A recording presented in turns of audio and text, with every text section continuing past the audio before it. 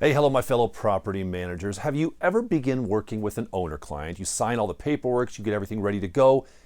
Then you go visit the property only to walk into a dump. And you think, how did I get sucked into managing this property? And so then maybe you decide, well, I'm gonna start looking at the property first, or maybe I'll ask them to send me pictures first, but in this day and age, that's hard to do. So what are some thoughts and best practices around this? When should you, as the property manager, actually sign and execute the property management agreement? Well, let me just give you a couple thoughts as we walk through some typical things that come to us as property managers. Number one, that maybe you've experienced is this. They just ask you, the owner client lead, they just ask you to send the PMA. So you get a call or you get an email that says, hey, I've been on your website. I'm interested in using you. Please send over the PMA so I can review that. And if it looks good, I'll sign it. Gosh, that seems pretty streamlined and straightforward, doesn't it? Well, do you want to do that or not? See, we don't want to really do that. Why? Because we know that our PMA and your PMA are probably 90% the same. It just is. In our industry, everything is 90% the same. So are they looking at that other 10%?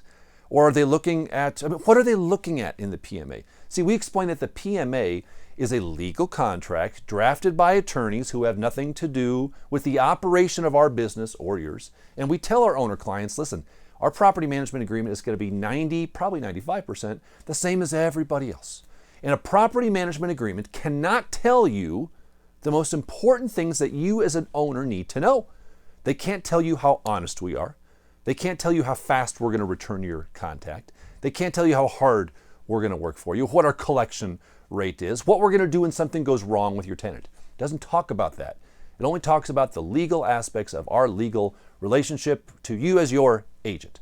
So, Mr. Owner, you do not want to make a decision on who you choose to work with as an owner based solely upon the property management agreement. So if they want us to send the agreement, by all means, we'll send them the agreement, but we tell them things to watch out for in the PMA, in ours, and others, because they should be looking for things beyond the PMA. And you need to make sure you're educating your owner clients, your prospective owner clients, to ensure they're not comparing you to other folks based upon the PMA. If that's all they're comparing upon, they're obviously going to choose the cheapest because there's nothing else different in most of our property management agreements.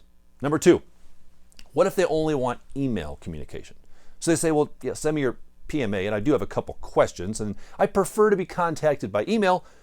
Maybe it's legit, right? They live in another country, but they prefer email communication. That's common, and that's fine to a point. But at some point in time, before we step into a relationship together, we're going to require a phone call. We're going to say, listen, that's fine, we can email each other, but this is a relationship. And so we would like to have a phone call with you just to make sure we're on the same page and I can verbally introduce myself, answer any questions you have verbally. That's something we're going to require. Because if that's a deal breaker for them, that makes me nervous. If they only want email communication. Because when something goes wrong or they get upset, email is a very convenient way to blast somebody and get upset at them and yell at them and say what you want. A relationship cannot be solid and healthy if it's based on email only. And I believe property management is a relationship. Therefore, at a minimum, we're going to want to have a phone call. Even if you're on the other side of the earth and we've got to make it work on a time zone change, we're still going to require at least one phone call for us to have a verbal conversation to make sure that we feel that we're in alignment on expectations for you, Mr. Owner, Miss Owner.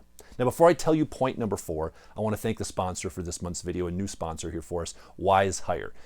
When's the last time you had to hire an employee to work in your office? Maybe it was a real estate sales agent. Maybe it was a property manager, a leasing person, an admin, a maintenance person, whatever it was.